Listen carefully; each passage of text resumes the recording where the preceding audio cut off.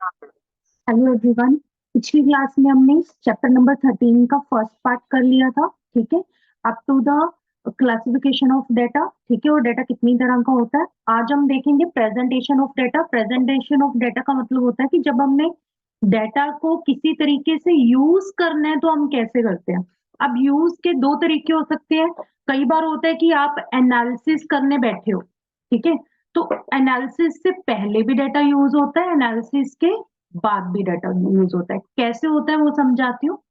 जैसे कि हम बात कर लेते हैं कि कोई क्लास 10th है, उसके वेट्स देखने हैं सभी बच्चों के। टीचर ने नोट डाउन करना है। तो कई बार होता है कि जो टीचर है वो उसी टाइम ना दो लाइंस बना लेगी कि मैं बिलो 50 वाले लेफ्ट साइड पे लिख देती हूँ और अबव 50 वाले अलग साइड पे लिख देती हूँ। तो उससे क्या होता है कि अभी ये डाटा यूज होना है, शायद किसी पर्पस के लिए ये डाटा बनाया जा रहा है। हो सकता है कोई हमने एक्सरसाइजेस वगैरह करवानी है उन बच्चों को जो थोड़े ओबीस हैं, तो हम उसके लिए डाटा इकट्ठा करें। अब जब डाटा इकट्ठा किया जाता है तो कई बार उसके पहले ही हम उसे ऑर्गेनाइज्ड वे में लिखना स्टार्ट कर देते हैं। जैसे हम लिख देते हैं कि चलो बिलो 50 केजी जिनका वेट होगा वो लेफ्ट साइड आ जाएंगे, अबव 50 केजी जिनका वेट होगा वो राइट साइड आ जाएंगे। तो कई बार होता है कि हम ऐसे यूटिलाइज पहले ही डाटा को अलग अलग करना स्टार्ट कर देते हैं। और कई बार डाटा जब पूरा इकट्ठा हो जाता है फिर उसके बाद उसे प्रेजेंट किया जाता है। ठीक है, कि उसके बाद जैसे डाटा आ गया, रो डाटा आ गया, मान लो टीचर ने 10 बच्चों के वेट्स लिखे, ऐसे ही लिख दिए पेज पे 1 2 3 करके, तो वो डाटा हमारे पास रो आ गया। उस रो डाटा को यूज करके जब मैं बाद में मान लो एक टेबल बना रही हूँ, टेबल में मैं लिख रही हूँ बिलो 50 वेट वाले, बिलो 55 वेट वाले, बिलो 60 वेट वाले, तो वो हम उस डाटा को टेबल के फॉर्म में प्रेजेंट करें।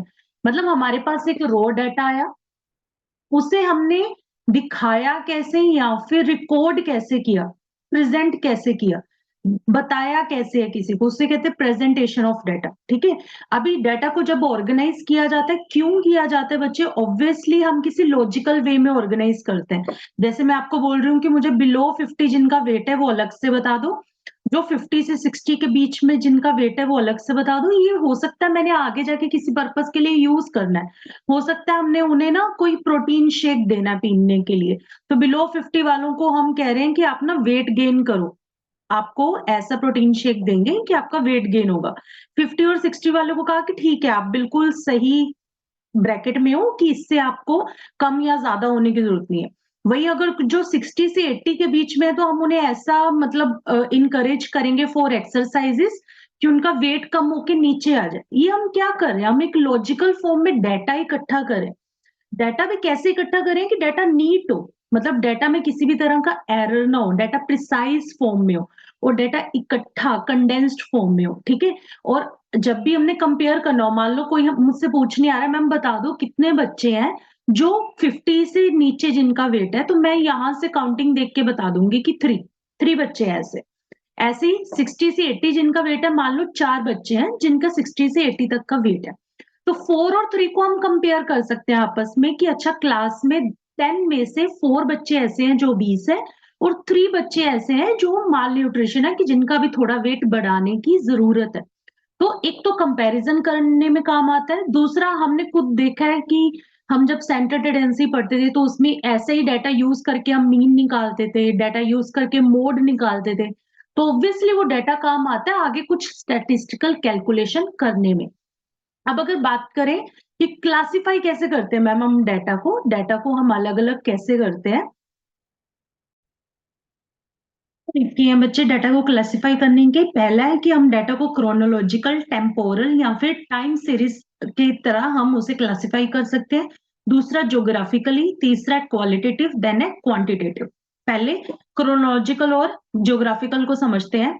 सबसे पहली बात बच्चे, डाटा को जब आप लिखते हो, जैसे आपका एनआरओ नंबर, डब्ल्यूआरओ नंबर, ये सब क्या है? एन का मतलब होता है नॉर्थ, डब्ल्यू का मतलब होता है वेस्ट, ऐसे करके बहुत सारे मतलब 4 रीजन्स में इंस्टीट्यूट ने अपने पूरे उसको डिवाइड किया हुआ है। तो जो भी हम नॉर्थ इंडियन वाले हैं उनको एनआरओ करके आपका नंबर मिलता है। कईयों को WRO करके नंबर मिलता है। तो it's a kind of thing कि ये क्या किया है, ये इंस्टीट्यूट ने क्या करने की कोशिश की है ताकि उसे ये पता चल सके कि कितने बच्चे हैं जो नॉर्थ के हैं, कितने बच्चे साउथ में हैं, कितने बच्चे वेस्ट में हैं, कितने बच्चे ईस्ट में और कितने बच्चे सेंट्रल में। ठीक है, सेंट्रल मतलब टाइप नॉर्थ में ही आ जाता है सेंट्रल। तो it's a kind of thing कि उससे क्या है कि उन्होंने डेटा को ऐसे डिवाइड कर लिया कि अगर उन्हें देखना हो कि नॉर्थ में सीए कितने बच्चे कर रहे हैं तो वो नॉर्थ का डेटा देखेंगे। वो उसके मान लो कि दिल्ली से किसी बच्चे ने एडमिशन लिया तो उसका नाम नॉर्थ के डाटा में लिखा जाएगा। वही अगर साउथ से किसी बच्चे ने एडमिशन लिया तो उसका साउथ में डाटा लिखा जाएगा। तो ज्योग्राफिकली डाटा को डिवाइड किया जाए। ऐसे क्रोनोलॉजिकल का मतलब होता है कि जैसे आपका इंस्टीट्यूट रोल नंबर से निकालता है, ज्यादातर ज्योग्राफिकल वाइज कैसे निकालता है, ABCD करके। ठीक है, जैसे ए से जिसका नाम स्टार्ट होता है तो उसका रोल नंबर आपसे आगे होगा। जिसका नाम बी से स्टार्ट होता है वो ए के पीछे उसका रोल नंबर आएगा। तो it's a kind of thing कि वो क्रोनोलॉजिकल चलते हैं कि ABC के अकॉर्डिंग आपके नाम को शफल करके रोल नंबर्स बना देते हैं।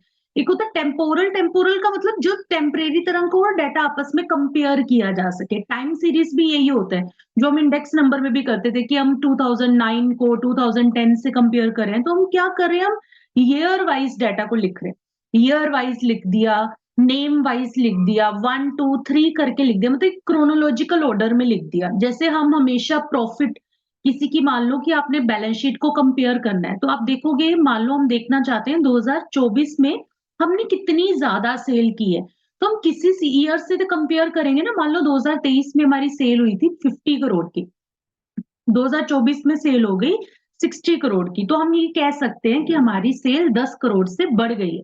तो ये कंपैरिजन क्यों पॉसिबल हो पाया, क्योंकि हमारे पास हर साल का डाटा है। हमारे पास 2023 का डाटा भी है, हमारे पास 2024 का डाटा भी है, तभी हम कंपेयर कर पाए। ठीक है, उसके बाद में क्वालिटेटिव और क्वांटिटेटिव का मतलब क्या होता है। क्वांटिटेटिव का मतलब एट्रीब्यूट्स। एट्रीब्यूट्स मतलब किसी के करेक्टरिस्टिक्स, किसी कौन कैसा है, वो कितना इंटेलिजेंट है, वो लेफ्ट हैंडेड है, राइट हैंडेड, मतलब क्या चीज है वो क्वालिटेटिव में आता है। कैसा है, जैसे कि मान लो कि एक सॉन्ग है, हिंदी सॉन्ग है, आपको हो सकता है अच्छा लगता हो, आपका दोस्त आप जब भी वो सॉन्ग चलाते तो वो कहता बंद कर दे, मुझे ये सॉन्ग बिल्कुल नहीं पसंद। तो वो क्या है, उसकी फीलिंग है उस चीज को लेके कि उसको वो पसंद है या नहीं है। जैसे आप रेटिंग देते हो, मान लो कि आपने ये बताना है कि आप कौन से टॉप 10 ऐसे सॉन्ग्स हैं जो आप डेली सुनते हो। आपके अलग हो सकते हैं, आपके दोस्त के अलग हो सकते हैं। तो वो भी तो एक तरह का डाटा अलग अलग हो रहा है ना। वो किस पर्सपेक्ट से डाटा अलग हो रहा है, क्वालिटी के पर्सपेक्ट से, मतलब नंबरिंग के हिसाब से नहीं, आपको कितना अच्छा लगा कितना बुरा लगा उस हिसाब से, एट्रीब्यूट के हिसाब से डाटा हम अलग अलग करें।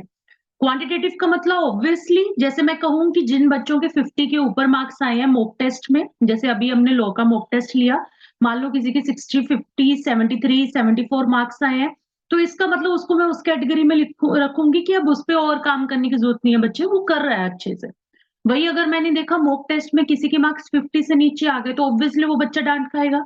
ऑब्वियसली उससे डिस्कशन की जाएगी, कहाँ गलती कर रहा है वो पढ़ने में, गाइड किया जाएगा। तो वो क्वांटिटेटिव के अकॉर्डिंग हमने डाटा अलग कर दिया कि अच्छा इसके इतने मार्क्स आए हैं, इसके इतने मार्क्स आए हैं, तो कंपैरिजन इजी हो जाता है। ठीक है, आगे बच्चे, ये हो गया डाटा कितनी तरह से हम क्लासिफाई करते हैं। अब चलते हैं कि अगर डाटा प्रेजेंट करते हैं तो कितने तरीके हैं डाटा को लिखने के। सबसे पहला तरीका सबको पता है, टेक्सटुअल फॉर्म में। ठीक है, कि हमने टेक्स्ट फॉर्म में लिख दिया। मान लो मैंने क्लास में अटेंडेंस लगवानी है, तो मैंने आपको बोला अच्छा एक एक करके अपना नाम बोल दो। किसी ने बोला मेरा नाम राम है, किसी ने बोला मेरा नाम श्याम है, तो मैं क्या कर रही हूँ, मैं एक टेक्स्ट लिख रही हूँ डाटा का। मैं उसके आगे टिक लगा रही हूँ, अच्छा ये भी आ गया, अच्छा ये भी आ गया, ये आज प्रेजेंट है क्लास में। तो इसे कहते हैं कि टेक्सटुअल फॉर्म में डाटा लिखा है, पैराग्राफ के फॉर्म में डाटा लिखा है, सेंटेंसेस के फॉर्म में डाटा लिखा है, जैसे आप लॉ में करते हो, अपने लॉ के एग्जाम्स में लिखते हो। तो इट्स अ काइंड ऑफ कि आपको वो टेक्सचुअल डाटा मिला। ठीक है, अब आते हैं टेबुलर और टेबुलेशन डाटा। टेबल सबको पता है कि मैम ऐसे करके टेबल होता है, जिसमें जो ये वाले हिस्से होते हैं इन्हें कॉलम्स कहा जाता है, जो ये वाले हिस्से होते हैं दिस वन, इन्हें रोज कहा जाता है कि ये रोज है। ठीक है, रोज और कॉलम्स। ठीक है, तो इन जो रोज और कॉलम्स के फॉर्म में एक रेक्टेंगुलर शेप में होता है उसे हम बोलते हैं टेबल है वो। ठीक है, टेबल के बारे में बच्चे बहुत सारे क्वेश्चंस आते हैं, थोड़े कंफ्यूजिंग भी होते हैं। तो अगर देखा जाए तो अगर आपने कोई डायग्राम बनाना है, मान लो मैं आपको कह रही हूँ एक बार चार्ट बना दो या फिर एक लाइन चार्ट बना दो, तो तब भी आपको टेबल चाहिए होगा। सबसे पहली बात तो ये, टेबल एक ऐसा डाटा का प्रेजेंटेशन है जिसको यूज करके बाकी डायग्राम्स बनते हैं। पहली बात तो ये समझने वाली कि टेबल बनता ही बनता है। अगर आपने कोई और डायग्राम बनाना है, पाई चार्ट भी बनाना है ना, तो आपके पास डाटा होना चाहिए टेबुलर फॉर्म में, ठीक है। और टेबल में कंपेयर करना सबसे इजी है, ठीक है। इवन हम कितनी बड़ी डिजिट्स को भी इजीली लिख सकते हैं, क्योंकि हमने जस्ट एक बॉक्स के अंदर लिखना है उसे, ठीक है। जैसे मान लो कि हमने यहाँ पे लिखे सबके रोल नंबर, और यहाँ पे मैंने लिख दिया लो में कितने मार्क्स आए, यहाँ पे मैंने लिख दिया स्टैट में कितने मार्क्स आए, यहाँ पे मैंने लिख दिया अकाउंट्स में कितने मार्क्स आए। अगर यहाँ लिख रही हूँ first roll number, second roll number, third roll number, तो किसी को हमें समझाने की जरूरत नहीं, हमें पता है कि ये इसका मतलब फर्स्ट रोल नंबर के लॉ में 40 आए हैं, स्टैट में 60 आए हैं, अकाउंट में 45 आए हैं। तो it's a kind of thing कि उन्हें पता हो जाए। अब आप बोलोगे मैम इतने कम नंबर क्यों लिख रहे हो? डर के रहना बच्चे, एक्चुअल में चांसेस होते हैं। इवन मतलब मैं एक बच्चे के नंबर लिख के बता रही हूँ, लास्ट टाइम अकाउंट्स में, लॉ में, ठीक है, इकोनॉमिक्स में, ठीक है, और उसमें स्टैट में, मैथ में, ठीक है, आते हैं बच्चों के नंबर। और आप अगर मतलब बिल्कुल ही नॉन सीरियस होके पढ़ोगे ना, तब चांसेस है, अदरवाइज बहुत अच्छे नंबर भी आते हैं बच्चों के, ठीक है। अभी बच्चे, complicated data can be presented, table is must to create a diagram, मतलब टेबल चाहिए अगर डायग्राम बनाना है। No analysis possible without diagram, कि बिना डायग्राम बनाए कोई भी एनालिसिस हो नहीं सकता। तो टेबल एक समझते हैं, और एक बड़ी चीज आराम से सुनना बच्चे, उस पर हमेशा क्वेश्चन आएगा तो वैसे ही आएगा, ठीक है। सबसे पहले बच्चे एक चीज समझाती हूँ, ये तो हमने अभी बात कर ली कि मैम इन्हें कॉलम्स कहा जाता है, और इन साइड में हमें रोज कहा जाता है, इन्हें हम रोज कहते हैं, ठीक है। अभी बच्चे, कई बार क्वेश्चन आपको बोलता है कि आप अपर मोस्ट कॉलम या फिर सब कॉलम को क्या कहा जाता है? अपर मोस्ट मतलब सबसे ऊपर वाले का मतलब ये वाले। जैसे हमने ओवरऑल कहा, member of TU, non member, total, मतलब स्टेटस, पूरे ओवरऑल वाले कॉलम्स की बात की ना, तो ऑब्वियसली इस साइड की बात नहीं होगी, ऊपर वाली साइड की बात होगी। तो बच्चे ये याद रखना, अगर क्वेश्चन कभी भी ऐसा पूछे ना कि अपर मोस्ट वाले, सबसे ऊपर वाले कॉलम्स को क्या कहा जाता है, तो आपने बोला है उन्हें कहा जाता है कैप्शन। क्या कहा जाता है? कैप्शन, ठीक है, ये याद कर लो। अपर मोस्ट वाले जो कॉलम्स होते हैं उन्हें हम क्या कहते हैं? कैप्शंस कहते हैं, ठीक है। आगे इसके बाद में बच्चे, कई बार क्वेश्चन आपको बोलता है इंटायर अपर पार्ट को क्या बोलते हैं? मतलब ठीक है, ऊपर वाली लाइन को तो मैम कैप्शंस बोलते हैं, ये आपने बता दिया। पर ये सब कुछ, ये जो नीचे लिखा हुआ है, एम का मतलब मेल, एफ का मतलब फीमेल, टी का मतलब total, male female total, ma'am ये जो सारा ये पिंक कलर का है, ये जो पिंक कलर में है, इन अ पिंक कलर, इसे बच्चे, इसे बोलते हैं हम, इसे बोला जाता है हमारा बॉक्स हेड।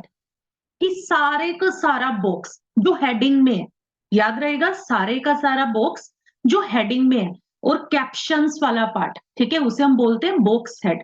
मैं आपको वर्डिंग बता रही हूँ, आपके क्वेश्चन में क्या आएगी, आपके क्वेश्चन में लिखा होगा इंटायर अपर पार्ट को क्या कहते हैं, या ओवरऑल अपर पार्ट को क्या कहते हैं, टोटल अपर पार्ट को क्या कहते हैं, तो आपने बोलना है बॉक्स हेड। या फिर अगर वो पूछेगा सबसे ऊपर वाले कॉलम जो डिवाइड होते हैं उनको क्या कहते हैं? Upper most column. यहाँ पे सिर्फ अपर पार्ट बोलेगा, यहाँ पे अपर मोस्ट बोलेगा, ये ध्यान रखना। अपर मोस्ट वाले पार्ट को कैप्शन कहा जाता है, ठीक है। अभी बच्चे, ये जो इधर वाली साइड की बाइफर्केशंस हैं, लाइक हमारी दिस साइड की, रो वाली साइड की, जो यहाँ पे लिखा गया ईयर 2009 2010, तो इसके लिए वर्डिंग हमेशा यूज होती है डिस्क्राइबिंग रो, कि ऐसा डेटा जो रो को डिस्क्राइब करता हो, ठीक है। और या फिर उसके साथ में वो बोल देते हैं लेफ्ट पार्ट, मतलब ये साइड लेफ्ट बोली जाती है, ये वाली साइड राइट बोली जाती है। तो वो कह रहे हैं जो लेफ्ट वाली साइड पे डाटा को डिस्क्राइब करता है उसे क्या कहते हैं? तो हम बोलेंगे उसे कहते हैं स्टब। क्या बोलते हैं? STUB, स्टब, ठीक है। इस पूरे पार्ट को क्या बोला जाता है? स्टब बोला जाता है, ठीक है बच्चे। अब तक 3 चीजें कर ली। सबसे बड़ा अपर मोस्ट वाले कॉलम्स को जो डिवाइड करने वाला हिस्सा होता है उसे कैप्शन कहते हैं। पूरे का पूरा जिसमें सब डिवाइडिंग पार्ट भी आ जाए, पूरा अपर पार्ट जो होता है उसे बॉक्स हेड कहते हैं। जो हमारा लेफ्ट पार्ट होता है जिसमें डाटा को डिस्क्राइब किया जाता है उसे स्टब कहते हैं, ठीक है, स्टब STUB। और बाकी जो डाटा बच गया, जैसे ये बॉडी है पूरी, ये जितनी भी बॉडी है, ठीक है, इसे बाकी डाटा को हम क्या बोलते हैं, बॉडी बोलते हैं। ये जितना भी ये वाला पार्ट होता है बच्चे, इस सारे पार्ट को हम बोलते हैं बॉडी, ठीक है। इस सारे पार्ट को हम क्या बोलते हैं, बॉडी, या कह दें कि एक्चुअल में यही डाटा जो लेफ्ट और अपर साइड में लिखा जा रहा है वो तो बाइफर्केशन के लिए हेडिंग्स दी जा रही है। डाटा तो वही है ना जो अंदर लिखा हुआ है, ठीक है। अभी इसके कुछ क्वेश्चंस कराऊंगी तो थोड़ी क्लैरिटी आएगी कि ये कैसे होता है।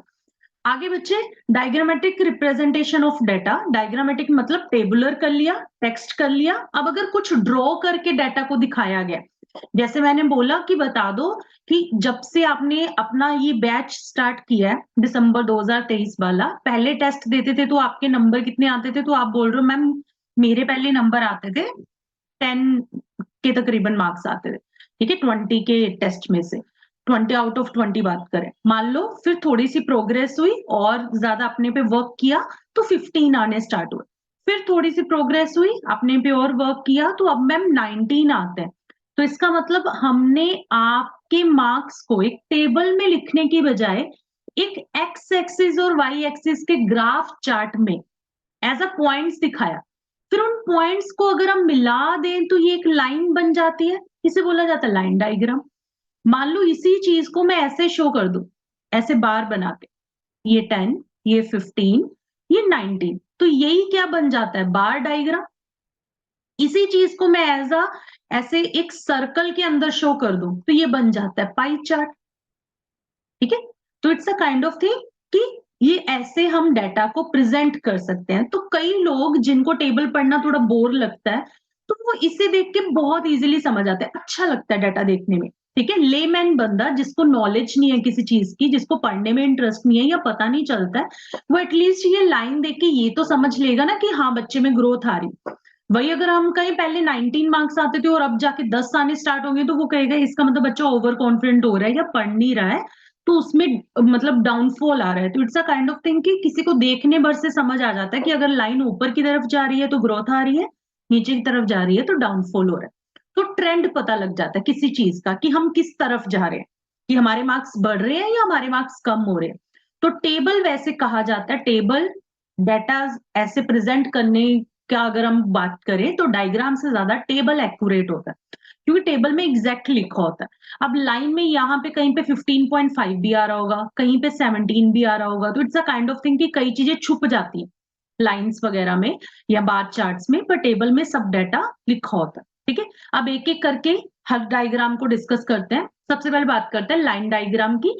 Line diagram is nothing, just points plot करने होते हैं ग्राफ पे, फिर उन्हें जब हम ज्वाइन कर देते हैं तो एक लाइन बन जाती है, ठीक है। और ज्यादातर इसे टाइम सीरीज से रिलेट किया जाता है, ठीक है। और बच्चे वाई एक्सिस होती है और एक एक्स एक्सिस होती है, ठीक है। आई थिंक ये सबको पता है, ठीक है। इस चीज को क्या बोलते हैं, एक्स एक्सिस, और इस चीज को क्या बोलते हैं, वाई एक्सिस। जैसे इस एग्जांपल के अकॉर्डिंग इस लाइन डायग्राम में यहाँ पे रुपीस दिए गए हैं, प्रॉफिट लिखा गया है, ठीक है, वाई एक्सिस पे इन लाख रुपीस, और यहाँ पे टाइम लिखा गया कि ईयर वाइज डाटा दिया गया कि 2009 में कितना प्रॉफिट था, 2010 में कितना प्रॉफिट था। ऐसे डाटा को जब हमने पॉइंट्स लिख दिया कि 2009 में 5 लाख का प्रॉफिट था, 2010 में 10 लाख का प्रॉफिट था, ऐसे करते करते हमने सारे पॉइंट्स को ज्वाइन कर दिया तो वो एक तरह से क्या बन जाता है, एक लाइन बन जाती है, ठीक है। कभी भी अब ये चीज पे स्टार मार्क कर लेना, वाइड फ्लक्चुएशन, कि यहाँ पे तो चलो इजी है, अगर मान लो कभी 5 हो रहा है कभी 100 हो रहा है, फिर नीचे आके 8 आ जाता है, फिर ऊपर चले तो 1000 तक जा रहा है, नीचे आ रहा है तो माइनस तक जा रहा है। इसे कहते हैं बहुत ज्यादा डाटा हर साल वेरी करता है, कभी बिल्कुल ही ऊपर चला जाता है, कभी बिल्कुल ही नीचे चला जाता है। तो ऐसे पॉइंट्स हम एक ही डायग्राम पे कैसे ड्रॉ करें, ठीक है। तो कहते हैं कि ठीक है आप पॉइंट्स ड्रॉ ना करो, उनके लॉग कैलकुलेट कर लो। अभी लास्ट टाइम चल रहा है नो कि मैथ में आप सबने लॉग कैलकुलेशन सीख ली होगी, आपको पता होगा लॉग क्या होता है, ठीक है। तो लॉग कैलकुलेट करके हम यहाँ पे पॉइंट्स नहीं लॉग के पॉइंट्स बनाएंगे या फिर रेशियो निकाल देंगे, ये चीज का ध्यान रखना। This is as a type of, कहते हैं ना कि थ्योरी क्वेश्चन बहुत बार पूछा गया कि जब भी वाइड फ्लक्चुएशन होती है तो क्या यूज किया जाता है, तो हम कहेंगे लॉग चार्ट यूज किया जाता है, ठीक है, और रेशियोज यूज किए जाते हैं। और लोग आते कहाँ पे, लोग वाई एक्सिस पे आते हैं, वाई एक्सिस पे हम लोग अज्यूम करते हैं, एक्स एक्सिस पे हमेशा ईयर्स आते हैं, ठीक है। आगे अगर हमने एक ही, देखो एक ही यूनिट है, ठीक है, एक ही यूनिट है, बस उसमें हम एक बात करना चाहते हैं ए लिमिटेड कंपनी की, और एक बात करना चाहते हैं बी लिमिटेड कंपनी की। मान लो हम ए लिमिटेड का भी प्रॉफिट देखना चाहते हैं, बी लिमिटेड का भी प्रॉफिट देखना चाहते हैं। मान लो बी लिमिटेड का डायग्राम लाइन ऐसे बन रही, तो ये हमने क्या किया, हमने एक ही चार्ट में दो कंपनीज का डाटा बना दिया, मतलब यूनिट्स वही है, हम ए कंपनी का भी प्रॉफिट ही देख रहे हैं, बी का भी प्रॉफिट ही देख रहे हैं, साल भी वही है, तो उसे बोलते हैं मल्टीपल लाइन वाला चार्ट, कि उसमें लाइंस ज्यादा है। क्या ज्यादा है, लाइनें ज्यादा है, ठीक है। पर कई बार क्या होता है कि मान लो इस डायग्राम में मैं ये भी बताना चाहती हूँ कि सेल कितनी हुई, ये भी बताना चाहती हूँ प्रॉफिट कितना हुआ, तो इसका मतलब मुझे दो वाई एक्सिस की लाइनें बनानी पड़ेंगी। मान लो मैं सेल भी दिखाना चाहती हूँ ईयर के साथ, और मैं साथ में प्रॉफिट भी दिखाना चाहती हूँ, तो मुझे वाई एक्सिस की दो लाइनें बनानी पड़ेंगी, एक वाई एक्सिस ये बनेगी, एक वाई एक्सिस ये बनेगी, तो इसे कहते हैं कि एक्सिस ज्यादा बन रही, एक्सिस ज्यादा बन रही है, तो इसे कहते हैं मल्टीपल एक्सिस चार्ट, जिसमें डिस्टिंक्ट यूनिट होती है। डिस्टिंक्ट यूनिट जैसे फॉर एग्जांपल सेल और प्रॉफिट अलग अलग बात है ना, सेल और प्रॉफिट अलग अलग बात है, तो इसका मतलब डिस्टिंक्ट यूनिट है। अगर मैं दोनों कंपनी का प्रॉफिट ही प्रॉफिट देख रही हूँ तो इसका मतलब सेम यूनिट है, ठीक है। सेम यूनिट वाले लाइन चार्ट को मल्टीपल लाइन बोला जाता है, अलग अलग यूनिट वाले लाइन चार्ट को मल्टीपल एक्सिस चार्ट बोला जाता है, ठीक है। आगे बच्चे, अब आते हैं बार डायग्राम पे।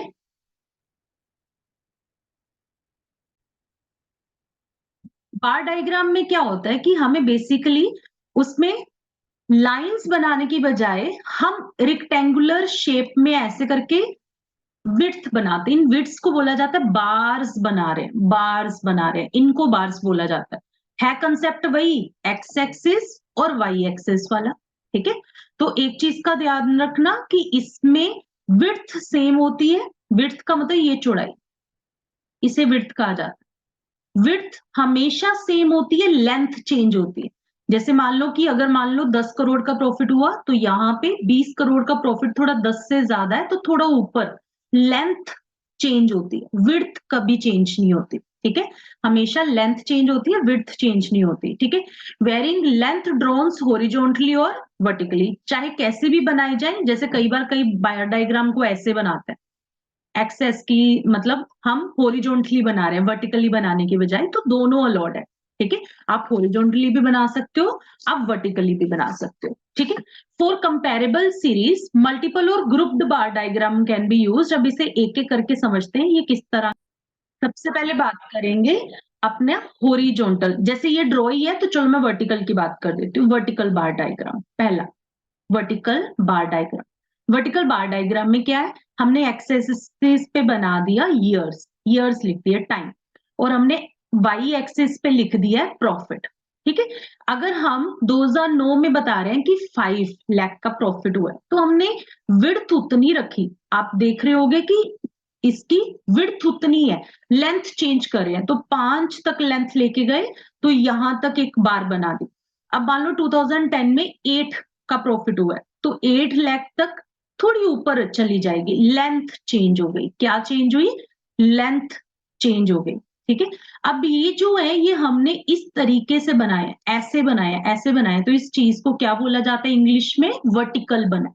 वही अगर ये डायग्राम हम ऐसे बना दे, मैं आपको बना के बताती हूँ, मान लो ऐसे बना दी 5 लाख और यहां बना दिया 8 लाख, तो इसका मतलब हम एक्स एक्सिस पे प्रॉफिट लिख रहे हैं और वाई एक्सिस पे हम क्या लिख रहे हैं, ईयर्स लिख रहे हैं। पॉसिबल है, लिख सकते हैं, पर हम प्रॉफिट का चेंज ही दिखाना चाहते हैं तो ऑब्वियसली 5 यहां पे होगा, 8 कहीं यहां पे होगा, तो इससे बोला जाता है हॉरिजॉन्टल बार डायग्राम बनाया।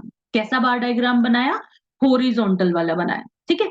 अब अगर मान लो मैंने एक ही बार डायग्राम में मैं क्या कर रही हूं, मैं यहीं पे प्रॉफिट और ईयर्स, ठीक है, मैंने कंपनी ए का और कंपनी बी का दोनों का प्रॉफिट देखना है, ठीक है। तो मैं उसे ऐसे ड्रॉ कर सकती हूँ, जैसे यहाँ पे कंपनी बी बना दिया और साथ में कंपनी ए बना दिया, ठीक है। तो इसे कहते हैं कि हमने एक ही चार्ट में हमने दोनों कंपनीज का डाटा बार्स के रूप में दिखा दिया, तो इसे बोलते हैं कि ये क्या है, एक तरह से मल्टीपल वाला, ठीक है। अभी मैं यहाँ पे बता देती हूँ मल्टीपल और ग्रुप्ड वाला बार डायग्राम, कि ताकि हम कंपेयर कर पाए। जैसे यहाँ पे देख के पता चल रहा है कि बी कंपनी का ए कंपनी से प्रॉफिट ज्यादा है, यहाँ पे भी यही पता चल रहा है कि अगले साल भी 2009 के बाद 2010 में भी बी कंपनी का ए कंपनी से प्रॉफिट ज्यादा है, तो हम बी कंपनी को ए से कंपेयर कर पा रहे हैं ना।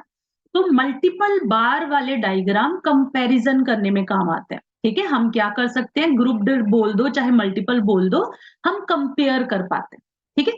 अब आगे बच्चे, कई बार क्या होता है कि मान लो हम कंपनी ए की ही बात करें, हमारी कंपनी ए जो है वो दो चीजें बनाती है, वो एक तो बनाती है साइकिल और साथ में बनाती है कार्स, ठीक है।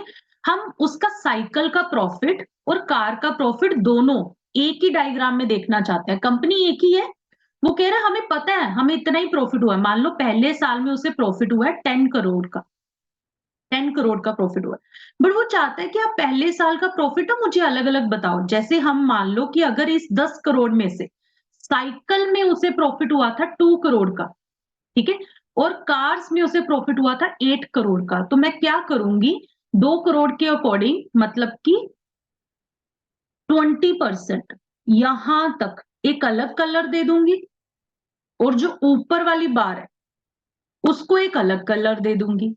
ऐसा क्यों किया मैम, क्योंकि प्रॉफिट उसी साल का 2009 का। अब दो भी नहीं बना सकती क्योंकि दो कंपनीज नहीं है, एक ही कंपनी है, एक कंपनी को पूरे साल में 10 का प्रॉफिट हुआ है। तो इस एक ही बार से मुझे समझ आ रहा है कि ये साइकिल का प्रॉफिट है, ये कार का। सेम चीज मान लो अगर हम अगले साल में भी दिखाना चाहें, तो अगले साल में मान लो कंपनी को प्रॉफिट हो गया है 12 करोड़ का। अब अगले साल में हो सकता है कि हमने साइकिल से ज्यादा कमा लिया, मान लो साइकिल से हमें 6 का प्रॉफिट हुआ, तो इसका मतलब अब साइकिल ऊपर तक ड्रॉ होगा, ठीक है। मैं कलर सेम रख देती हूँ ताकि आपको ध्यान रहे कि मान लो अब साइकिल मैम, अब साइकिल ऊपर तक ड्रॉ होगा, ठीक है। उससे क्या होगा कि हमें पता चल जाएगा कि अच्छा ये साइकिल वाला पार्ट है। अब बाकी जो 6 करोड़ बच गया वो हो गया हमारा कार्स का प्रॉफिट। तो इसमें क्या है, हमने एक ही बार के अंदर दो कंपोनेंट्स कौन कौन सी, एक साइकिल और एक कार, एक ही बार के अंदर दो कंपोनेंट्स को ड्रॉ किया, एक ही बार के अंदर हमने दो कंपोनेंट्स को ड्रॉ किया, इसीलिए इसे बोलते हैं मल्टीपल कंपोनेंट वाला बार डायग्राम। या फिर ये भी बोल सकते हो एक ही हिस्से को दो हिस्सों में डिवाइड कर दिया तो सब डिवाइडेड वाला बार डायग्राम, या फिर कंपोनेंट वाला बार डायग्राम, याद रहेगा, ठीक है। मल्टीपल और ग्रुप में हमेशा याद रखना जैसे दो कंपनी का प्रॉफिट, ठीक है, और जो सिंगल कंपोनेंट वाला है उसमें एक ही बार के अंदर दो बाइफर्केशन, ठीक है।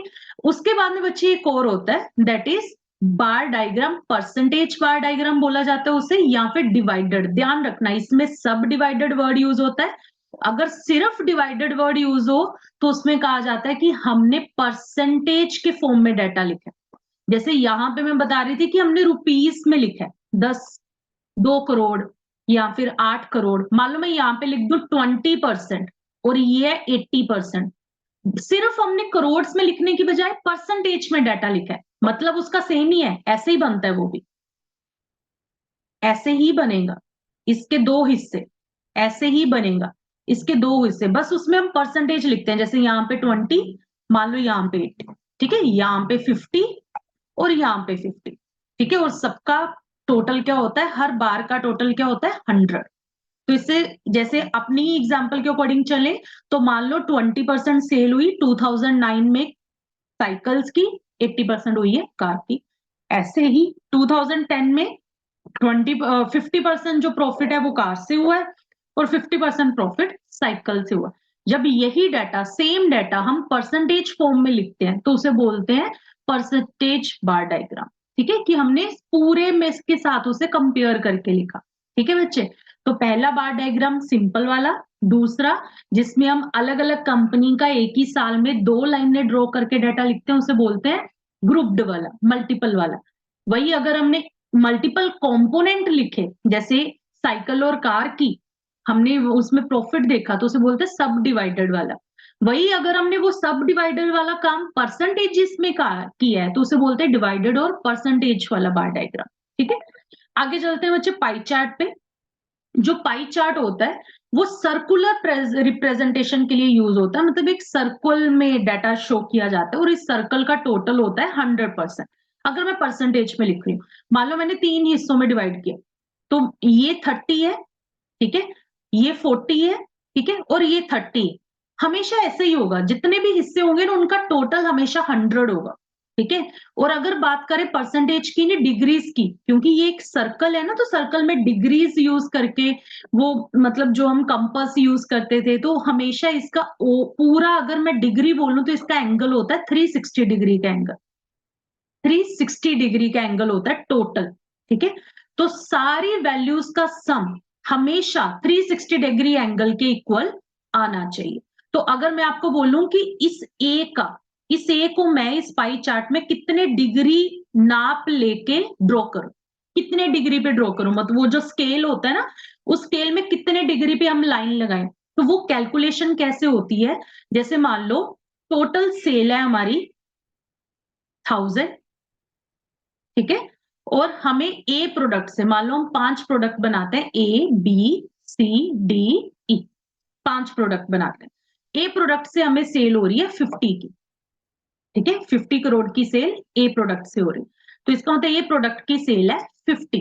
अब एंगल कैसे डिसाइड करूं, एंगल कैलकुलेट होता है बच्चे, जिसका एंगल ड्रॉ करना है, जैसे मैंने ए सेक्शन का एंगल ड्रॉ करना है, तो मैं ऊपर न्यूमिनेटर में लिखूंगी 50, नीचे लिखूंगी टोटल, और इसे मल्टीप्लाई कर दूंगी 360 से, तो मेरा एंगल का आंसर आ जाएगा। फिर उतने एंगल पे मैं वो एंगल वाला स्केल रख के ड्रॉ कर दूंगी। जब ऐसे कैलकुलेट कर करके ड्रॉ करेंगे ना, तो पांचों ड्रॉ होने के बाद पूरे का पूरा 360 टोटल सही आता है। तो ये कैलकुलेशन कई बार एग्जाम में आ जाती है, तो आपने ध्यान रखना है कि सेगमेंट का एंगल मतलब ए का एंगल, ए कहां पे ड्रॉ, कहां पे लाइन लगाए ए की, ठीक है, तो वो कैसे डिसाइड होता है, उसकी value divide by total value multiply by 360, ठीक है। चलो अभी करते हैं क्वेश्चंस, करते हैं क्वेश्चन से पहले मैं एक चीज आपको लिखवाना चाहती हूँ बच्चे, वो लिख लो, आपके काम आएगी। जो बार डायग्राम होता है, ठीक है, जो बार डायग्राम होता है, बार डायग्राम में अगर कभी भी क्वांटिटी या फिर टाइम के फॉर्म में डाटा दी, क्वांटिटी या फिर टाइम के फॉर्म में डाटा दिया, तो हमेशा वर्टिकल बार डायग्राम ड्रॉ होता है। हमेशा कौन सा बार डायग्राम हम यूज करते हैं, वर्टिकल वाला, ठीक है। वही अगर डाटा क्वालिटी के फॉर्म में दिया हुआ है, क्वालिटी, किसी की क्वालिटी बताई गई, क्वालिटी इन द सेंस कि वो कितना इंटेलिजेंट है, वो मतलब कैसा है, उसका नेचर कैसा है, उसकी ब्यूटी कैसी है, कोई क्वालिटी बताई गई, या फिर स्पेस बताई गई। जैसे मान लो कि ये बोल दिया इतना एरिया, इतना स्क्वायर यार्ड का एरिया इसके पास है, इतने स्क्वायर यार्ड का एरिया इसके पास, मतलब स्पेस का डाटा दिया, या फिर ज्योग्राफी डिस्क्राइब की है। जैसे हम बात कर रहे थे कि एनआरओ नंबर होता है, डब्ल्यूआरओ नंबर होता है, ईआरओ नंबर होता है, तो वो ज्योग्राफिकली डाटा अगर दिया गया तो हमेशा होरिजोंटल होरिजोंटल बार डायग्राम यूज हो, ठीक है, ये दोनों लिख लो। एक तो अगर क्वांटिटी या टाइम में डाटा दिया है तो हमेशा वर्टिकल बार डायग्राम यूज होता है, वही अगर क्वालिटी, स्पेस या ज्योग्राफी जैसा कोई डाटा दिया है तो हमेशा हॉरिजॉन्टल बार डायग्राम यूज होता है, ठीक है। चलो क्वेश्चंस करते हैं जल्दी से। The mode of presentation of data, कितने मोड्स हैं, क्या क्या सीखा, एक टेक्स्ट का फॉर्म सीखा, एक टेबल का फॉर्म सीखा, एक डायग्राम सीखा, तो ऑब्वियसली ए वाला, ठीक है। बेस्ट मेथड कौन सा है, ये मैं स्टार्टिंग में ही आपको बता चुकी थी, चाहे डायग्राम बना लो, चाहे डाटा पैराग्राफ्स में लिख लो, जब तक टेबल नहीं बनाओगे तब तक डाटा समझ में आना इजी नहीं होता, मतलब डिफिकल्ट हो जाता है समझना। तो हमें सबसे बेस्ट मेथड है टेबल, मोस्ट अट्रैक्टिव मतलब आंखों को कौन सा मेथड अच्छा लगता है, हम चाहते हैं कि ऐसे बना के दे दो, तो मोस्ट अट्रैक्टिव कौन सा होता है, डायग्राम वाला, सुंदर लगते हैं ना देखने में, गोल पाई चार्ट बना दिया, वो बार्स बना दी, ठीक है। अब आते हैं वही टेबल का जो बात सिखाई थी, सारे पार्ट्स के नाम। तो कैप्शन के लिए क्या सिखाया था बच्चे, कैप्शन को क्या बोलते हैं, upper upper part of the table. अब upper part of the table में भी अगर आप देखोगे तो बच्चे यहां पे उसने एक तो ये बोला the upper part of the table, ठीक है। लोअर पार्ट तो किसी हाल में नहीं हो सकता, मेन पार्ट को बॉडी कहा जाता है, ठीक है।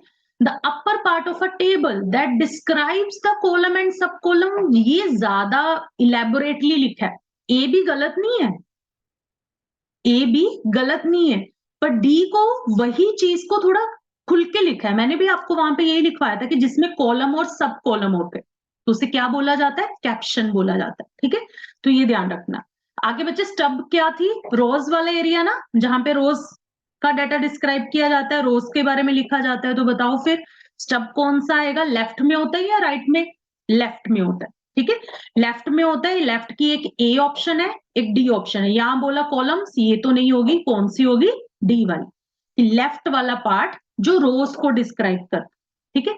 अब फर्क है ना इसमें, आ गया ना वर्ड इंटायर अपर पार्ट, पूरे वाला अपर पार्ट, ठीक है। सिर्फ सब कॉलम और कॉलम्स की बात करोगे तो उसे कैप्शन बोला जाता है, पर पूरे अपर पार्ट की बात करोगे तो वो क्या कहलाता है, बॉक्स हेड कहलाता है, ठीक है। अब unit of measurement of tabulation is known as, यहां जहां पे भी हम यूनिट्स वगैरह लिखते हैं, जहां पे भी हम टेबल टेबल की यूनिट्स वगैरह लिखते हैं बच्चे, जैसे मैंने आपको बोल दिया, यहाँ पे आएगा वेट, यहाँ पे आएगा हाइट, सिर्फ ये लिख रही हूं तो इसका मतलब होता है कि मैं टेबल की आपको कॉलम दिखा रही हूँ, कॉलम दिखा लो, पर उसने बात की कॉलम नहीं, यूनिट बताओ, यूनिट मतलब वेट्स को हम कैसे लिखते हैं, केजी, हाइट्स को हम कैसे लिखते हैं, फीट्स में, ठीक है। तो ये मिला के तो फिर वो कैप्शन तो नहीं रहेगा ना, कैप्शन तो इसे कहते हैं, कैप्शन तो इसे कहते हैं क्योंकि उसने यूनिट्स की बात कर दी, तो ऑब्वियसली यहां पे क्या बोला जाएगा उसे, बॉक्स हेड, क्या बोला जाएगा, बॉक्स हेड। आगे बच्चे, in tabulation source of data if any is shown in the, अगर आप डाटा लिखोगे, ये चीज बच्चे ये डिस्कस करनी रह गई, मैं बता देती हूँ, वेट।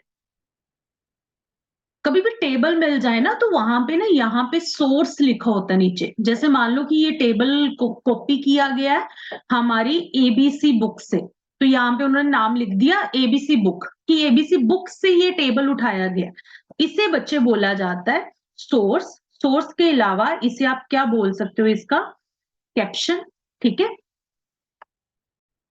जैसे हम अपर मोस्ट को अगर कैप्शन बोलते हैं तो बच्चे लोअर मोस्ट को क्या बोला जाता है, फुट नोट, कि ये फुट पे मतलब पैरों पे नोट लिखा गया कि हमने ये टेबल कहां से लिया, उसे बोला जाता है फुट नोट, ठीक है। सोर्स कहां से लिया, फुट नोट, कि ये टेबल कौन सी बुक से आया, कहां से हमने कॉपी करके यहाँ पे रखा है, तो उसे बोलते हैं फुट नोट, ठीक है। तो अभी ये क्वेश्चन करते हैं, in tabulation source of data if any is shown in the, कहां पे शो किया जाता है, फुट नोट में शो किया जाता है। Which of the following statement is untrue, untrue का मतलब जो गलत है, जो सही नहीं है, टेबल के लहजे से अगर हम बात करें तो टेबल के लहजे से, statistical analysis of data require tabulation, yes हमने ये पढ़ा था कि टेबल की जरूरत होती है कोई भी एनालिसिस करना है तो। It facilitate comparison between rows and note column, ये नोट वर्ड चुभ रहा है मुझे क्योंकि रोज और कॉलम का डाटा ही तो कंपेयर कर पाते हैं। Complicated data can be presented, C बिल्कुल सही है, डाटा में आप टेबल में आप किसी भी डाटा को इजी फॉर्म में शो कर सकते हो। Diagrammatic representation of data require tabulation, ये भी बिल्कुल सही है, हमने पढ़ा था, चाहे बार डायग्राम बनाना है चाहे पाई चार्ट, डाटा चाहिए होता है टेबल के फॉर्म में। तो ऑब्वियसली फिर कौन सी स्टेटमेंट गलत लग रही है, बी वाली, ठीक है। तो 30 का आंसर क्या आएगा, B. Hidden trend if any in the data can be noticed, trend कहां से पता चलता है, ट्रेंड कहां से पता चलता है, ये ट्रेंड वाला वर्ड मैंने पढ़ाया भी था आपको। ट्रेंड ना तो टेक्स्ट से पता चलेगा ना टेबल से पता चलेगा, हमेशा किससे पता चलता है, डायग्राम्स बनाओगे तो ट्रेंड पता चलता है। जैसे लाइन में सिखा रही थी ना कि आपके मार्क्स इंक्रीज हो रहे हैं, इंक्रीज होना क्या है, ट्रेंड है, कि मार्क्स किस तरफ जा रहे हैं, मैम हम ऊंचाइयों की तरफ जा रहे हैं, हमारे अच्छे मार्क्स आएंगे, तो हम आपका ट्रेंड देख रहे हैं कि आप इस टाइम किस ट्रेंड में चल रहे हो। आगे बच्चे diagrammatic representation of data is done by, बताओ डायग्राम्स में क्या क्या बनाते हो, चार्ट्स, पिक्चर्स, डायग्राम्स, क्या बनाते हो? एवरीवन सोचो। हाँ सब बनाते हैं मैम, ये जो लाइन डायग्राम बनाया दिस इज अ चार्ट, कोई ऐसे पाई चार्ट टाइप कुछ बना दिया तो वो भी तो एक पिक्चर ही है, और चार्ट्स को डायग्राम भी बोला जाता है, तो तीनों आंसर ठीक है। ठीक है, 32 का आंसर आएगा डी। आगे, the most accurate mode of data presentation, most accurate, अभी ऊपर एक एक्यूरेट वाला पॉइंट भी किया तो कंफ्यूज नहीं होना है, एक्यूरेट हमेशा हमेशा टेबल ही रहेगा, चाहे वो मोस्ट बोल दे एक्यूरेट बोल दे, ठीक है, हमेशा टेबल रहेगा, टेबल ही सबसे अच्छा डाटा प्रेजेंटेशन का तरीका है। The chart that uses log, सिखाया था ना उसमें लॉग यूज होते हैं, तो वो कौन सा चार्ट होता है जिसमें लॉग यूज होते हैं? सिंपल लाइन वाला तो नहीं होता, मल्टीपल लाइन वाले का मतलब हो गया एक में ही 2 लाइनें बना दी, कंपोनेंट लाइन चार्ट का मतलब हो गया कि अलग अलग लाइन चार्ट बना दिया हमने, तो लॉग सिर्फ यूज होते हैं किसमें? रेशो वाले चार्ट में। क्या बोला जाता है लॉग को? रेशोज वाला चार्ट। अब आते हैं multiple line chart, multiple line chart कहां पे यूज किया जाता है? शोइंग मल्टीपल चार्ट, मतलब एक दो चार्ट बना दिए, two or more related time series when the variable are expressed in the same unit, ठीक है, two or more related time series when the variable are expressed in different unit, different वाले को multiple line तो ही बोलते, क्या बोलते हैं? Multiple axis, ठीक है। Multiple variation in the time series, time change कर दिया वो तो हर नॉर्मल डायग्राम में होता है, लिख दिया 2009, कभी कभी हो सकता है सीधा 2020 में शिफ्ट कर गए, फिर 2021 पे आ गए, तो वेरिएशन तो हम कर सकते हैं, पॉसिबल है, इसमें तो कोई वो बड़ी बात नहीं, ये तो एक सिंपल वाले लाइन डायग्राम में भी हो सकता है। तो इसका मतलब मुझे भी देखने में पढ़ने में ये 35 का बी पार्ट ही ठीक लग रहा है, ठीक है, कि हमने सेम यूनिट के दो वेरिएबल बना दी, यूनिट सेम है, हमने दो लाइनें बना दी, ठीक है, तो उसे बोलते हैं मल्टीपल लाइन। मल्टीपल एक्सेस में बच्चे ऑब्वियसली क्या होता है? There is more than one time series, the unit of variable are different. अब सोच के बताओ क्या हो सकता है, क्योंकि दोनों ही लग रहे हैं देखने में, कि ये भी हो सकता है कि टाइम एक्सिस दो एक्स एक्सिस बन रही है, ये भी हो सकता है कि दो वाई एक्सिस बन रही, दो वाई एक्सिस बना दी या दो एक्स एक्सिस बना दी, दोनों पॉसिबल है, तो आंसर क्या आएगा? डी, एंड वाला, कि दो एक्स एक्सिस भी हो सकते हैं। आपको तो टाइम कहां पे लिखा जाता है? एक्स एक्सिस पे ना, ठीक है, और यूनिट्स कहां लिखी जाती है? वाई एक्सिस पे ना, तो दोनों पॉसिबल है, आप दो एक्स एक्सिस भी बना सकते हो, दो वाई एक्सिस भी बना सकते हो। आगे बच्चे हॉरिजॉन्टल बार डायग्राम लिखवाया था ना, हॉरिजॉन्टल बार डायग्राम कहां पे यूज होता है, कहां पे यूज करते हैं हम उसे, कहां पे यूज होता है बच्चे? क्वालिटी में, ठीक है। डाटा वेरिंग ओवर टाइम, ऐसा मैंने कुछ नहीं बोला, हाँ ये जरूर बोला कि स्पेस, टाइम के लिए नहीं बोला, टाइम के लिए वर्टिकल यूज होता है, स्पेस और क्वालिटी दोनों के लिए क्या यूज हो सकता है? हॉरिजॉन्टल, तो डी पार्ट होगा, या तो ए या तो सी। अब डाटा ये थोड़ी है डाटा में क्वालिटी भी बताइए और डाटा में स्पेस भी बताइए, या तो डाटा क्वालिटी का होगा या स्पेस का होगा, इसलिए या वर्ड कि क्वालिटी या फिर स्पेस वाला डाटा, दोनों में हम हॉरिजॉन्टल डायग्राम बनाते हैं। अब वर्टिकल बार डायग्राम की बात करें, क्वालिटी तो नहीं होता, क्योंकि क्वालिटी में बनता है हॉरिजॉन्टल। टाइम ओवर टाइम मैंने बोला है, ये बताया था कि टाइम वर्टिकल में हमेशा टाइम या फिर क्वांटिटी दोनों वर्टिकल में यूज होती है, तो यहाँ पे भी आंसर क्या आ जाएगा बच्चे? ए। ये एक मिनट, ये जो 38 का आंसर है, यहां पे ना उसे बी लिखना चाहिए था, बी लिखना चाहिए था, ये यहाँ पे ना प्रिंटिंग मिस्टेक हो गई है, यहाँ पे उसे बी और सी लिखना चाहिए था, बी और सी लिखना चाहिए था, ए नहीं लिखना चाहिए था, ये मिस प्रिंट है, ठीक है, इसमें डी आएगा। चलो आगे बच्चे, divided bar diagram, divided bar chart is consider for, divided bar chart याद है ना, कैसे बनता है डिवाइडेड बार चार्ट? एवरीवन, जिसमें हम क्या शो करते हैं? परसेंटेजेस, परसेंटेजेस में कंपोनेंट्स, ठीक है, कि ए की कंपोनेंट में यहां परसेंटेज और यहां परसेंटेज, कंपोनेंट में यहां परसेंटेज और यहां परसेंटेज, और टोटल क्या होता है हर बार का? 100 होता है, ठीक है। तो comparing different components of a variable, relation of different component to the table, क्या आएगा इसमें आंसर? दोनों ही, कि हम कंपोनेंट्स को आपस में कंपेयर कर पाएंगे, हम कंपोनेंट्स का आपस में रिलेशन देख पाएंगे, दोनों एक ही बात होती है, किसी को आपस में कंपेयर करना या किन्हीं दो चीजों का आपस में रिलेशन देखना, दोनों का एक ही मतलब होता है, ठीक है, तो डी आएगा। In order to compare two or more related services we consider, अगर हमने रिलेटेड वाली मतलब एक जैसी सर्विसेज को आपस में कंपेयर करना है, तो आप मल्टीपल बार डायग्राम यूज करोगे, ग्रुप्ड बार डायग्राम यूज करोगे, कौन सा डायग्राम यूज करोगे? आई थिंक मल्टीपल और ग्रुप्ड बार डायग्राम दोनों ही एक के नाम है, दोनों ही एक के ही नाम है, तो इसमें दोनों ही यूज हो जाएंगे। तो क्वेश्चन नंबर 40 का आंसर आएगा सी, ठीक है, कि हम दोनों में से कोई भी यूज कर सकते हैं, ये नहीं कि दोनों साथ में यूज करने, इसीलिए एंड नहीं आ रहा, या मल्टीपल यूज कर लो या ग्रुप यूज कर लो, एक ही बात है। आगे बच्चे, पाई डायग्राम। पाई डायग्राम जो होता है वो यूज होता है किस चीज के लिए? रिप्रेजेंटेटिव क्वालिटेटिव डेटा इन सर्कल, ऐसा मैंने कुछ नहीं पढ़ाया। क्वांटिटेटिव डेटा इन सर्कल ये बहुत ही मतलब नॉर्मलाइज कर रहा है डेफिनेशन को। Comparing different component and their relation to the total, this is very मतलब स्ट्रेट फॉरवर्ड लिख दिया उन्होंने, क्योंकि पाई चार्ट का मतलब ही यही होता है कि टोटल को हिस्सों में लिख दिया, 100% को हिस्सों में लिख दिया, 360 को हिस्सों में लिख दिया, टोटल को हिस्सों में लिख दिया, उसी को पाई डायग्राम कहते हैं। तो यहाँ पे आंसर आएगा ए, ठीक है बच्चे, यहां तक प्रेजेंटेशन ऑफ डेटा का हो गया। अब बाकी जो टॉपिक है वो अलग अगली क्लास में करेंगे, ठीक है। फिर हम सीखेंगे जो भी हमने सेंट्रल टेंडेंसी चैप्टर में किया था फ्रीक्वेंसी से रिलेटेड, ठीक है, उसमें न्यूमेरिकल क्वेश्चंस भी आएंगे। आई होप यहाँ तक आपको समझ आ गया होगा, ठीक है, बहुत कम दिन रह गए हैं, अपनी तैयारी करते रहो, किसी भी सब्जेक्ट में कोई भी डाउट होता है तो आप कभी भी मैसेज कर सकते हो, ठीक है। ये आपको अगर ये वाला शीट चाहिए तो आप टेलीग्राम चैनल ज्वाइन कर सकते हो, वहां पे आपको ये शीट मिल जाएगी, ओके, ठीक है बच्चे।